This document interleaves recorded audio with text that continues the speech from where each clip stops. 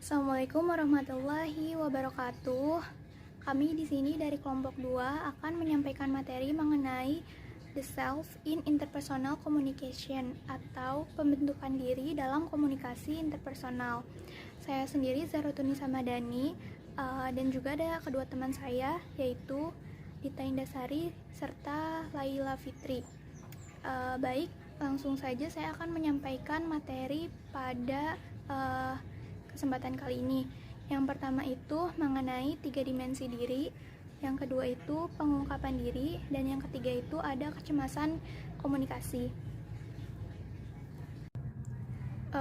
Dari semua elemen yang ada di dalam komunikasi interpersonal, pembentukan diri ini sangatlah penting untuk dipelajari dan dipahami oleh masing-masing individu.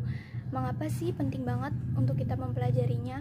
Karena pembentukan diri ini akan menjadikan kita mengenal diri kita sendiri sebelum kita tuh bisa memahami pola perilaku dan juga karakter dari orang lain dalam berkomunikasi gitu. Jadi alangkah lebih baiknya kita memahami diri kita sendiri dulu gitu. Nah, untuk yang pertama itu ada dimensi diri. Di dalam dimensi diri ini terbagi menjadi 3. Yang pertama ada konsep diri, yang kedua ada kesadaran diri, dan yang ketiga ada harga diri. Oke, untuk poin yang pertama dalam dimensi diri ini adalah self-concept. Menurut Black pada tahun 1999, self-concept ini menggambarkan tentang siapa diri kamu, yang meliputi perasaan dan pikiran mengenai kekuatan dan kelemahan kamu, kemampuan dan keterbatasan kamu, serta aspirasi dan pandangan dunia kamu. Jadi, di dalam konsep diri ini, kita itu bisa mengenal tentang siapa diri kita itu, siapa sih saya ini gitu. Jadi kita itu mengidentifikasi poin-poin tadi untuk lebih mengenal diri gitu. Misalkan di sini kan ada kekuatan dan kelemahan. Kekuatan saya, misal saya ini mudah untuk memaafkan orang lain, jujur, tidak kemudian kayak gitu. Terus kalau untuk kelemahannya, saya ini kurang bisa untuk mengambil keputusan dengan cepat gitu. Terus juga misalkan saya ini tidak tegas, misalkan kayak gitu.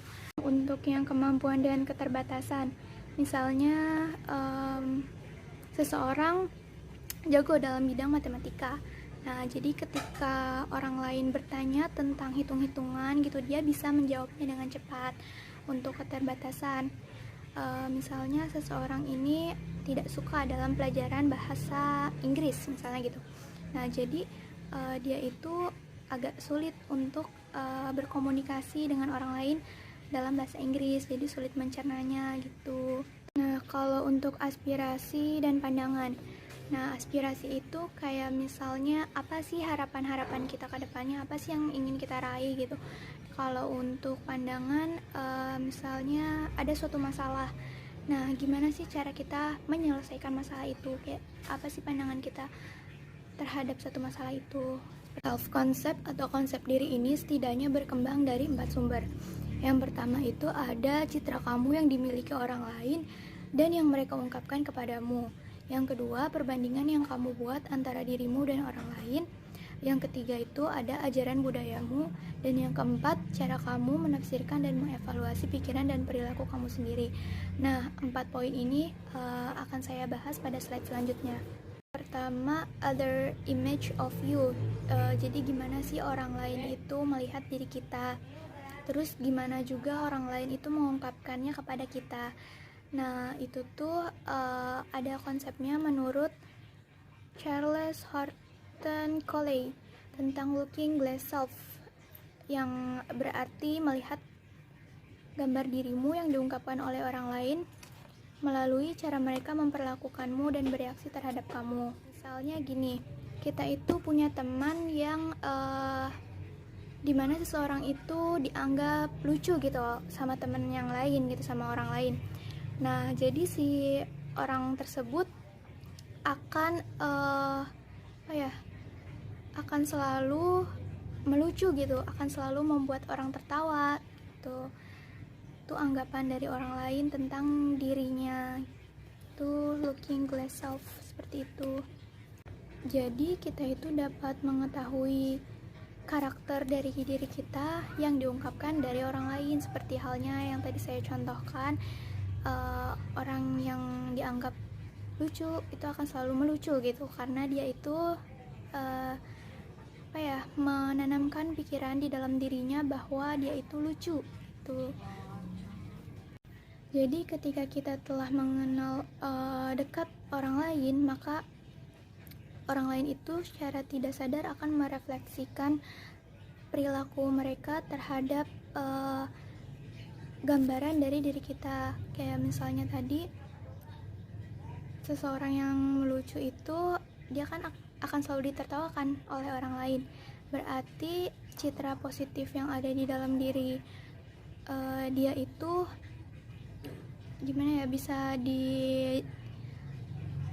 dijabarkan oleh orang lain. Jadi kayak misalnya dia itu tertawa, oh berarti saya ini lucu gitu. Jadi kita itu bisa mengenal diri kita dari orang lain. Refleksi yang dapat kita lihat dari orang lain bisa membantu kita untuk mendefinisikan mengenai konsep diri. Untuk yang selanjutnya ini ada social comparison, atau membandingkan dirimu dengan orang lain. Untuk mengetahui seberapa kompeten kita bisa melakukan perbandingan dengan orang lain. Misalnya kita tergabung dalam tim bisbol, yang mana tim bisbol ini telah melakukan suatu kompetisi gitu. Nah, di sini kita bisa mengetahui pukulan rata-rata yang kita lakukan kepada orang lain, supaya kita bisa mendapatkan perspektif baru ketika kita melihat skor kita dibandingkan dengan orang lain gitu. Selanjutnya di sini ada cultural teaching atau pengajaran budaya. Melalui orang tua, guru, dan media, budaya dapat menanamkan dalam dirimu berbagai kepercayaan, nilai, dan sikap tentang kesuksesan. Bagaimana kamu mendefinisikannya dan bagaimana kamu harus mencapainya. Jadi dalam hal ini, budaya ini sebagai tolak ukur dari diri kita, supaya kita bisa mengetahui apakah perilaku yang kita lakukan ini sesuai dengan budaya yang kita ketahui atau budaya yang ada dalam diri kita, apakah tidak sesuai gitu. Jadi ketika kita menunjukkan kualitas yang diajarkan budaya kita, maka kita dapat melihat bahwa kita ini sukses menerapkan aturan-aturan atau perilaku-perilaku yang telah diajarkan dalam budaya kita. Selanjutnya di sini ada your own interpretation and evaluation, atau interpretasi dan evaluasi diri. Jadi di sini banyak cara yang orang lain lakukan untuk membentuk citra dari diri kita berdasarkan atas apa yang telah kita lakukan. Kita juga bereaksi terhadap perilaku sendiri dengan cara menafsirkan dan mengevaluasinya. Jadi di sini interpretasi dan evaluasi dapat membentuk konsep diri. Nah, langsung aja ke contohnya ya. Misalnya di sini kita percaya bahwa bohong itu adalah perbuatan yang salah. Maka dari itu kita akan menanamkan di pikiran kita ini bahwa perilaku yang telah kita lakukan ini salah dan tidak dibenarkan. Untuk itu kita harus melakukan evaluasi diri dengan cara menanamkan pemikiran bahwa ketika berbohong itu adalah hal salah dan kita tidak boleh melakukannya lagi gitu. Slide selanjutnya yaitu membahas tentang self-awareness atau kesadaran diri. Jadi kesadaran diri ini mewakili sejauh mana kita itu bisa mengenal diri sendiri. Nah, salah satu cara untuk meningkatkan kesadaran diri yaitu dengan memahami bagaimana kita berkembang melalui konsep diri. Nah, yang selanjutnya ini ada your first self. Jadi, kesadaran diri dijelaskan dengan rapi oleh model 4 diri jendela Johari seperti yang saya bilang sebelumnya. Nah, jendela Johari ini masing-masing saling bergantung satu sama lain, seperti halnya komunikasi interpersonal.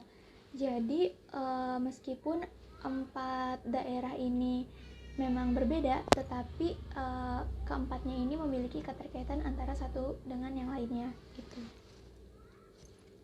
Untuk daerah yang pertama yaitu the open self atau wilayah terbuka.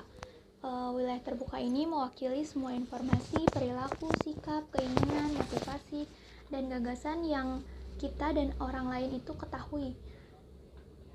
Nah, jadi jenis informasi di sini tuh semacam jenis informasi yang umum untuk orang lain ketahui, seperti misalnya nama, umur, seperti itu.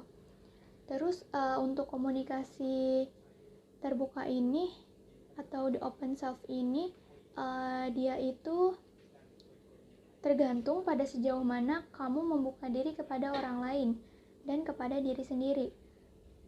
Misalnya kamu tidak membiarkan orang lain mengenalmu, dengan demikian kamu menjaga keterbukaan diri. Jadi kalau kita membatasi komunikasi karena kita menjaga keterbukaan diri, maka nantinya itu kita dan orang lain akan menjadi sulit untuk berkomunikasi, seperti itu.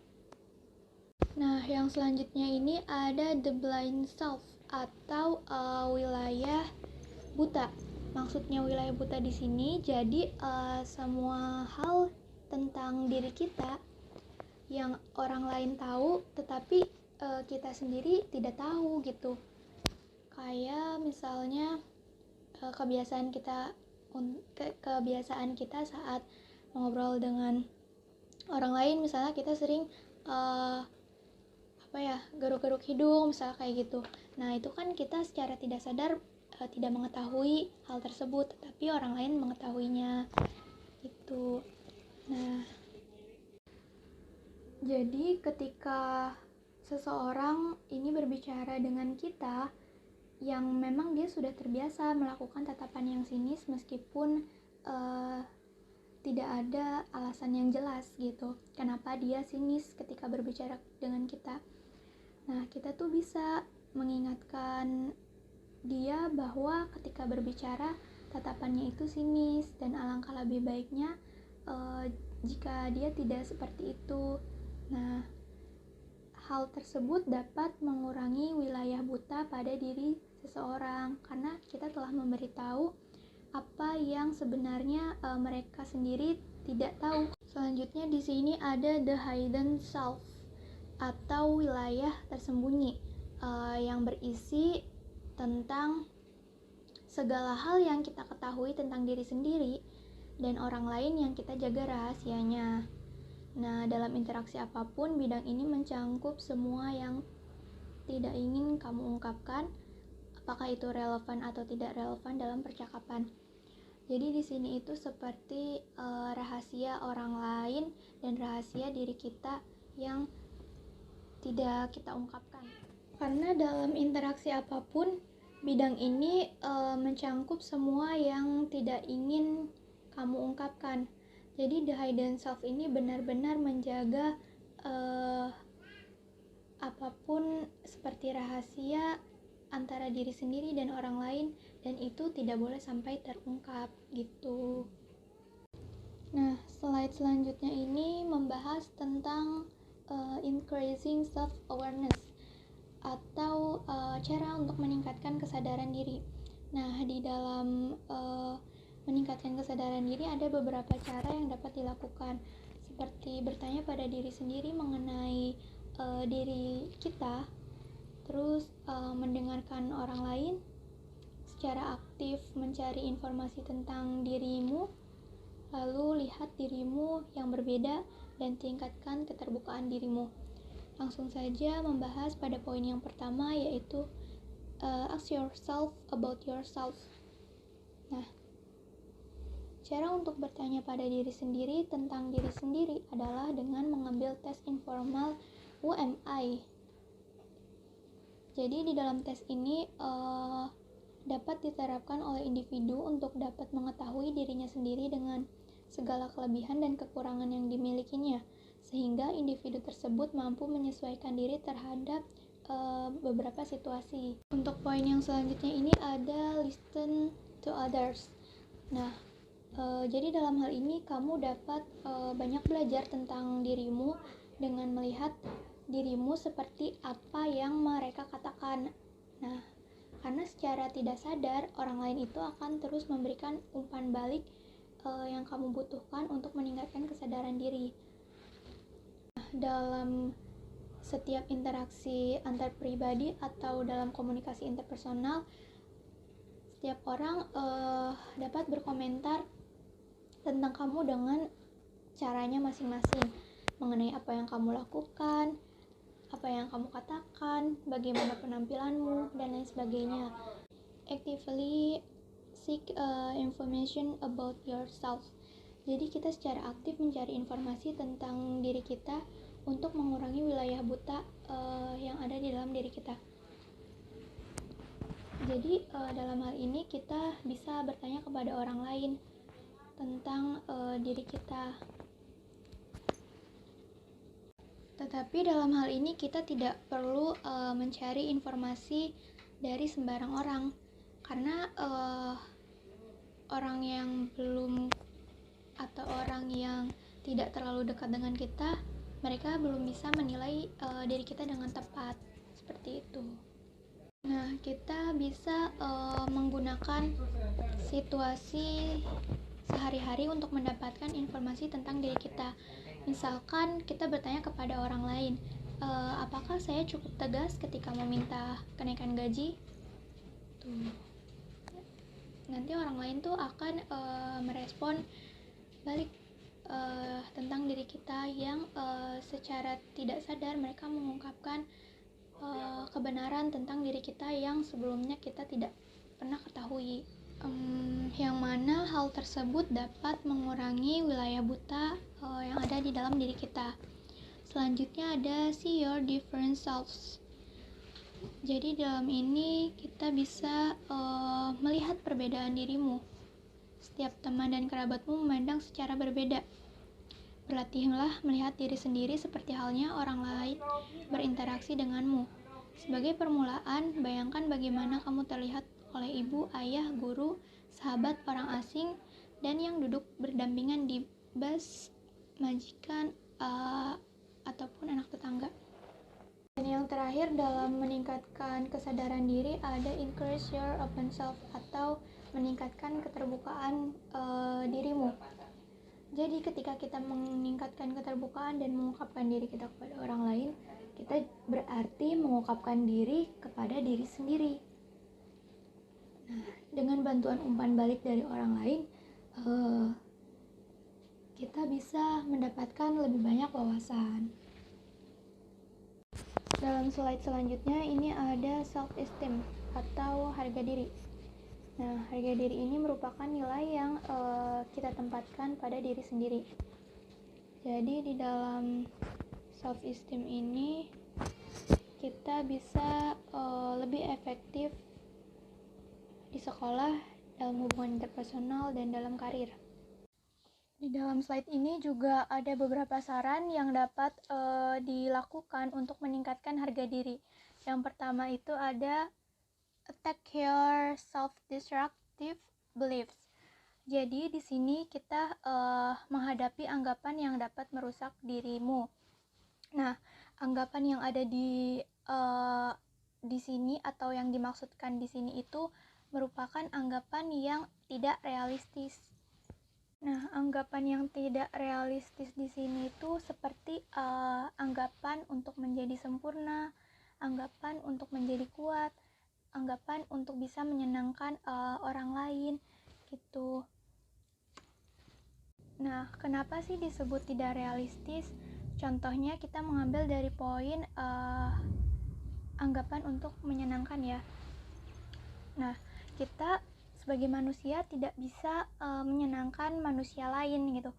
Jadi kita tuh punya kemampuan atau punya batasan untuk bisa menyenangkan orang lain dan menyenangkan diri sendiri. Jadi tidak semuanya harus kita senang, harus kita buat senang gitu. Karena kita juga memiliki keterbatasan seperti itu. Nah, anggapan yang tidak realistis itu tentunya perlu kita buang jauh-jauh dari pikiran kita, karena hal tersebut justru akan menyakiti diri kita sendiri gitu. Jadi untuk bisa membuang jauh-jauh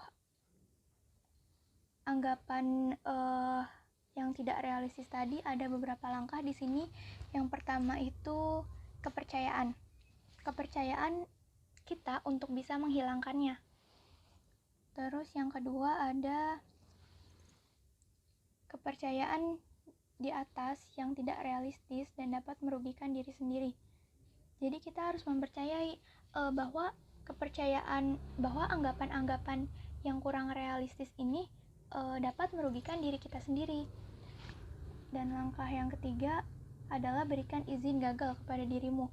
Jadi ketika kita gagal atau ketika kita tidak mampu mencapai sesuatu dengan optimal, kita harus bisa memaafkan diri kita sendiri, dan kita harus bisa menghormati atau memberikan dukungan-dukungan yang positif kepada diri kita supaya kita bisa bangkit kembali. Yang selanjutnya itu ada secure affirmation atau menjamin penegasan yang positif. Nah, penegasan yang positif ini sering direkomendasikan untuk mengingatkan kepada diri sendiri tentang apapun yang telah kita raih atau keberhasilan-keberhasilan, supaya kita selalu ingat pada tindakan baik yang telah kita lakukan. Jadi di sini kita membuat penegasan tentang apapun yang bersifat positif, sehingga tindakan yang kita lakukan ke depannya akan baik, akan positif lagi gitu, sesuai sama apa yang kita pikirkan. Jadi orang yang berbahaya di sini itu akan selalu mengkritik apapun yang kita lakukan, meskipun itu adalah hal baik gitu.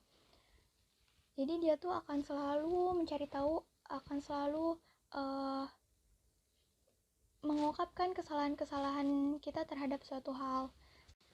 Sedangkan orang-orang yang memelihara diri sendiri atau dalam hal ini dia menghargai sekali dirinya sendiri, dan juga dia bisa menghargai orang lain, dia akan selalu bersikap positif, mereka optimis, dan juga mereka selalu menghargai kita dalam segala tindakan yang wajar, tindakan yang memang menurut mereka adalah hal yang baik gitu.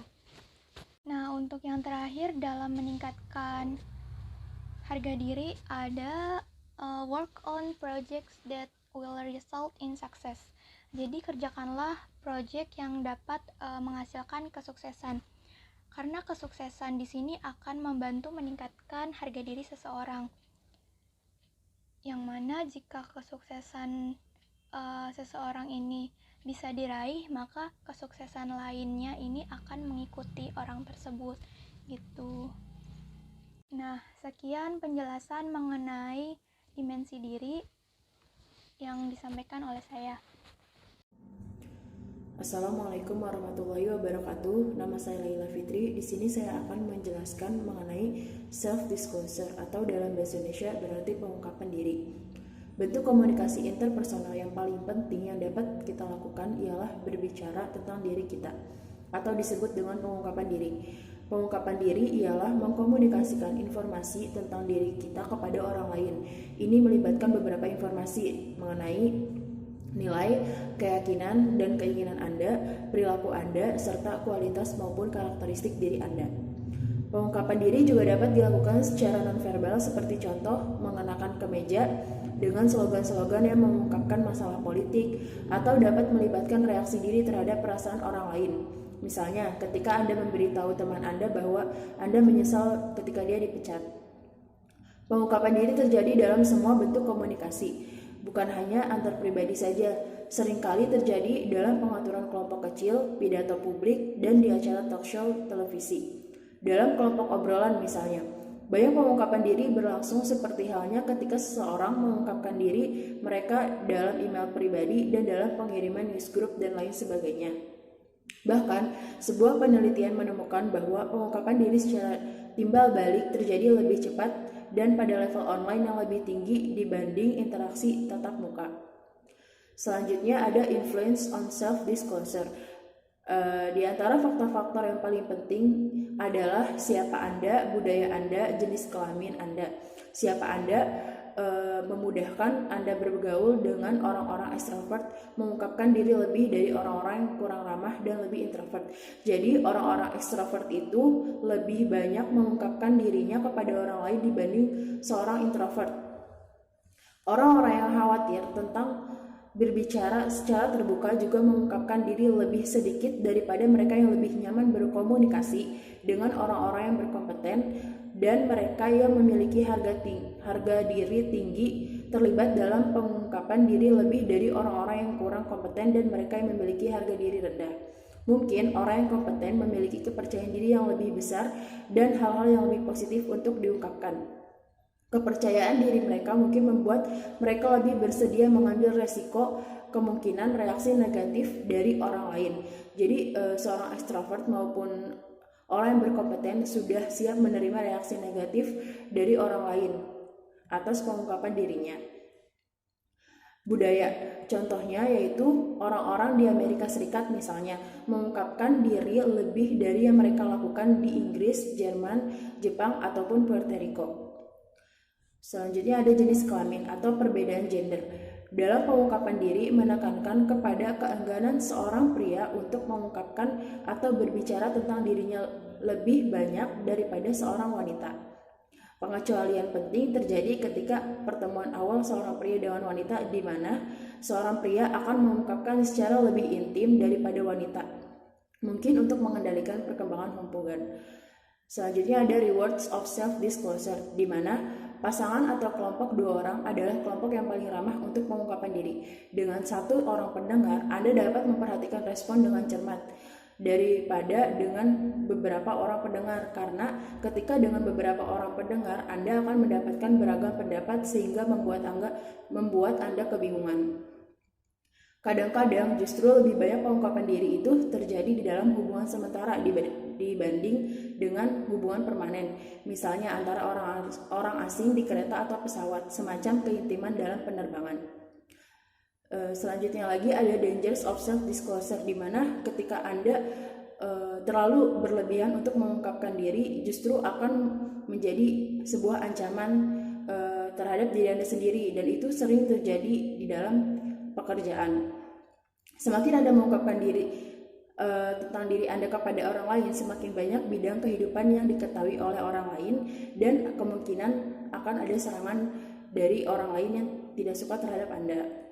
Ada dua risiko, yaitu risiko pribadi dan risiko profesional.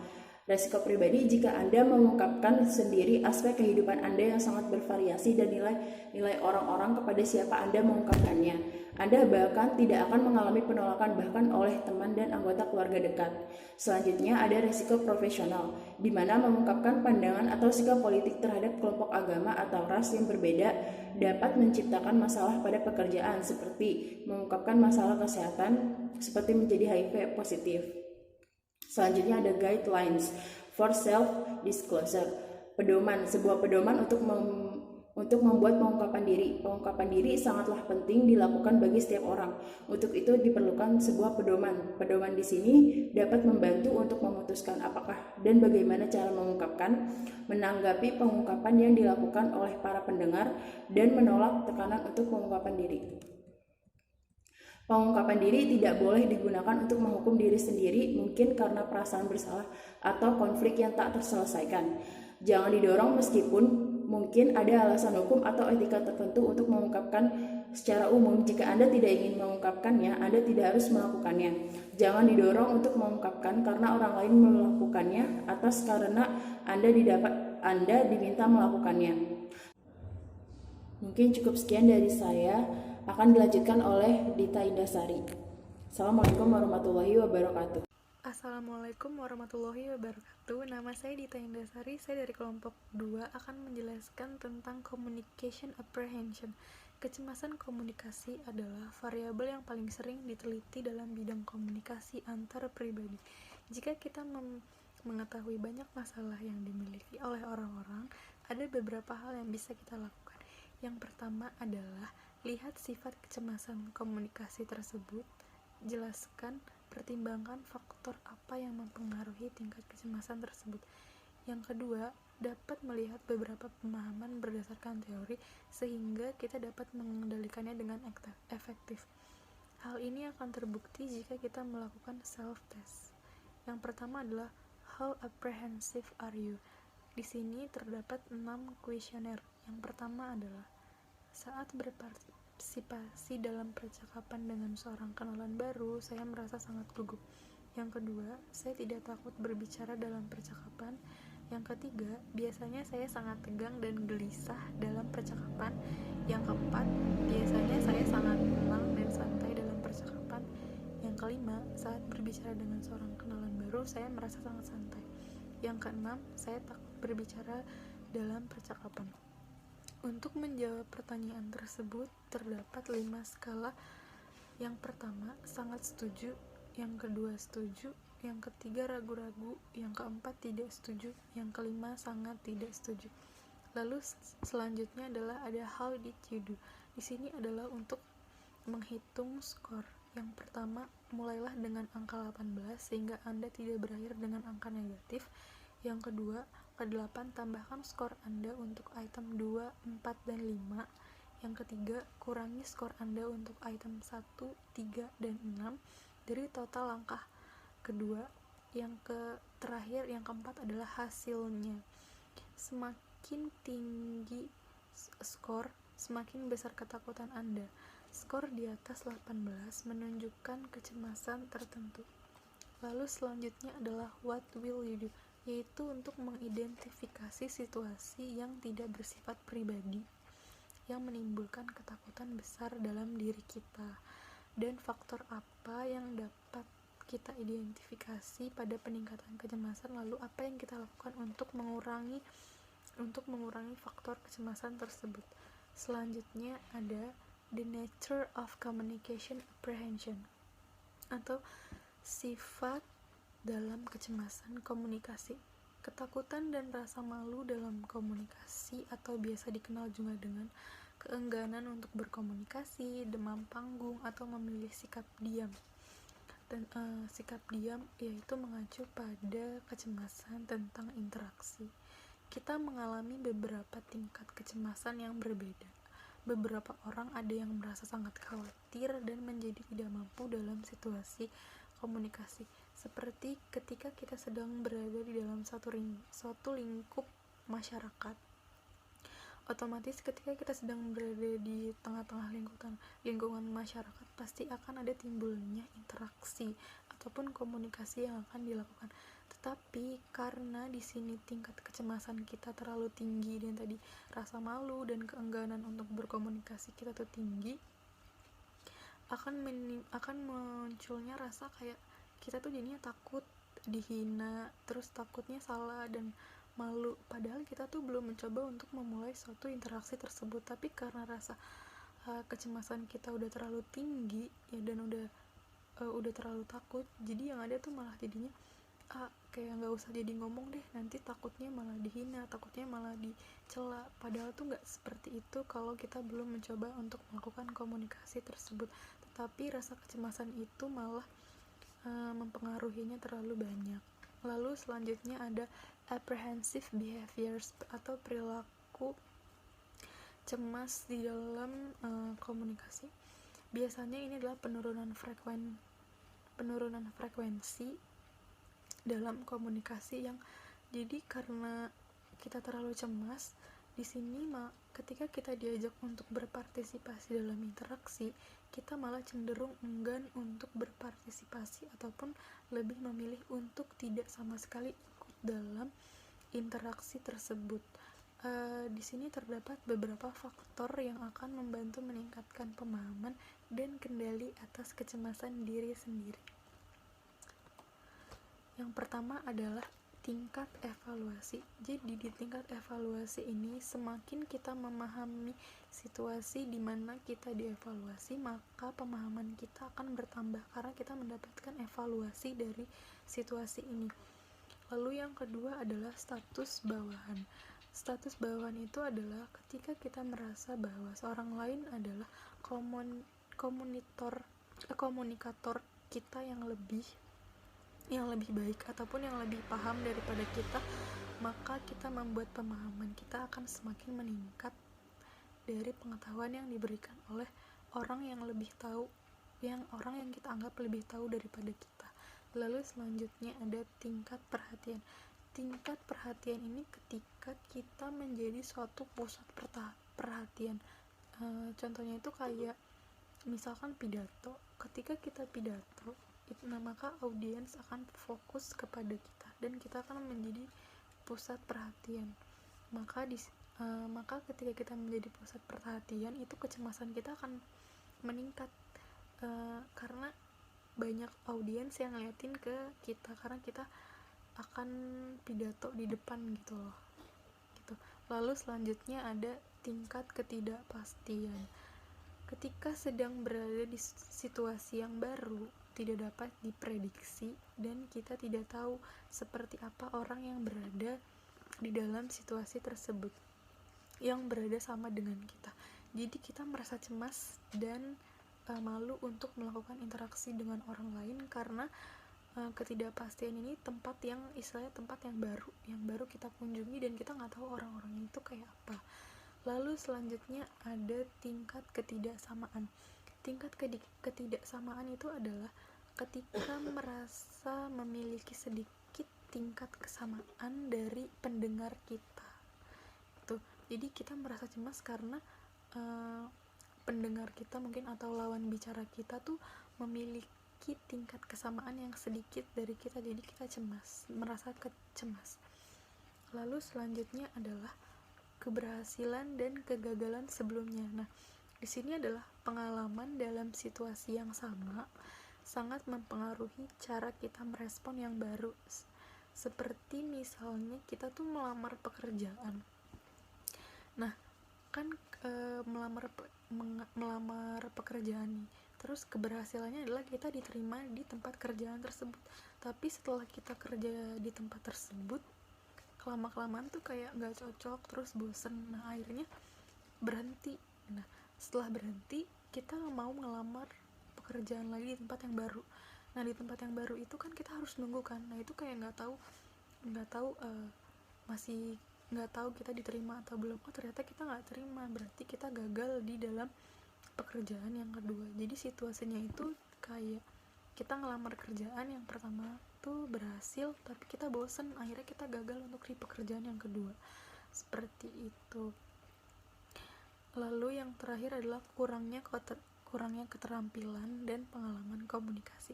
Jadi contohnya kalau misalkan kita bisa ngetik, berarti kita punya keterampilan mengetik.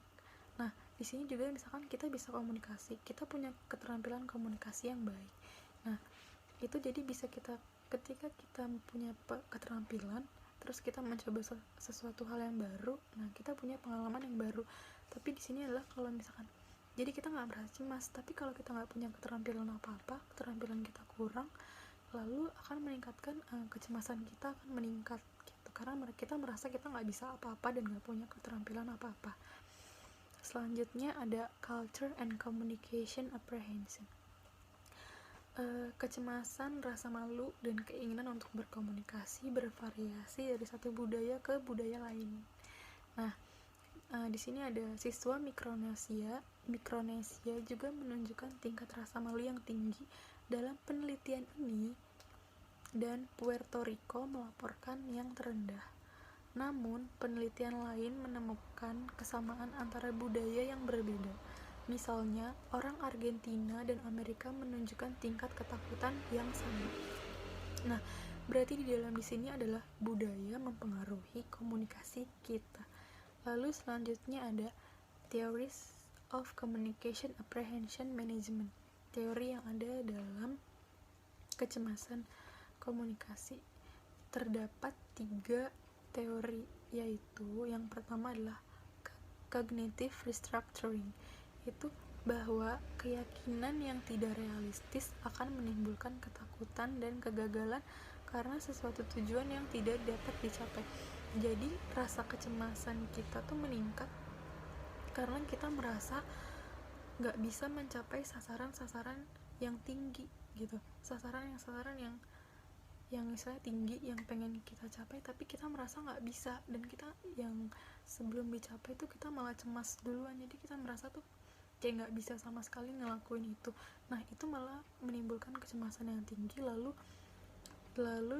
ditambah lagi karena kita udah merasa kita nggak bisa sama sekali, itu akan jadi kegagalan, dan karena udah gagal jadi hilangnya kepercayaan dalam diri kita untuk melakukan sesuatu hal.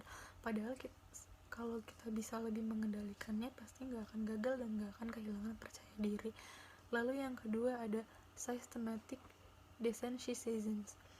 Desensitisasi sistematik adalah teknik menghadapi berbagai jenis ketakutan, termasuk kecemasan komunikasi. Jadi, suatu situasi yang menciptakan adanya perilaku yang mengarah pada ketakutan. Misalnya ketika ingin berbicara kepada atasan untuk meminta kenaikan gaji, padahal itu adalah suatu hal yang wajar misalnya untuk meminta kenaikan gaji sesuai dengan kemampuan kita dan sesuai dengan apa yang telah kita kerjakan. Lalu yang ketiga adalah skill acquisitions. Kecemasan komunikasi terjadi karena sebagian kecemasan yang ada dalam diri kita merasa bahwa tidak memiliki keterampilan yang memadai ataupun kita nggak punya keterampilan apa-apa, yang kemudian secara logis membuat rasa takut akan kegagalan. Nah, berikut adalah untuk membangun keterampilan. Yang pertama adalah prepare and practice. Nah, di sini adalah semakin banyak melakukan persiapan dan latihan. Jadi, kegiatan apapun, ketika kita banyak melakukan prepare, persiapan dan praktis gitu kan. Nah, itu akan membuat kecemasan kita berkurang. Misalnya seperti kita mau menceritakan sebuah lelucon. Nah, sebelum kita menceritakan lelucon tersebut kepada orang lain, ada baiknya kita tuh menyiapkan dengan baik, berlatih terlebih dahulu. Jadi ketika kita akan menceritakan lelucon tersebut, kita siap dan kita nggak ngerasa panik dan nggak ngerasa cemas sama sekali untuk menceritakan lelucon tersebut, dan juga nanti hasilnya akan tersampaikan dengan baik. Yang kedua ada focus on success. Nah, fokuskan energi untuk melakukan berbagai pekerjaan terbaik yang bisa dilakukan dalam situasi dan dimanapun berada, dengan selalu berpikiran positif. Posisikan diri berhasil dan memiliki peluang bagus untuk melakukan hal tersebut. Nah, di sini berarti kita tuh harus fokus sama apa yang kita mau, sama tujuan kita, fokus pada keberhasilan kita tuh mau ngapain gitu. Jangan berpikiran yang negatif terlebih dahulu. Jadi agar peluang kita untuk berhasil, peluang kita untuk sukses, dan peluang kita untuk mendapatkan sesuatu yang bagus tuh tersampaikan karena kita fokus. Lalu yang ketiga ada familiarize yourself with the situations. Yang ketiga ini, semakin terbiasa mengenal situasi maka semakin baik. Nah, di sini adalah ketika kita terbiasa dengan situasi tertentu ataupun kita terbiasa dengan situasi dimanapun, itu akan membuat kecemasan kita berkurang. Jadi misalkan kita terbiasa dengan situasi kita di kampus, karena kita udah biasa di kampus, kita udah biasa datang ke kampus, kita udah datang ke kelas, kita udah biasa sama teman-teman, jadi kita udah nggak cemas lagi kita untuk melakukan sebuah komunikasi, kita udah nggak takut lagi, jadi sudah terbiasa.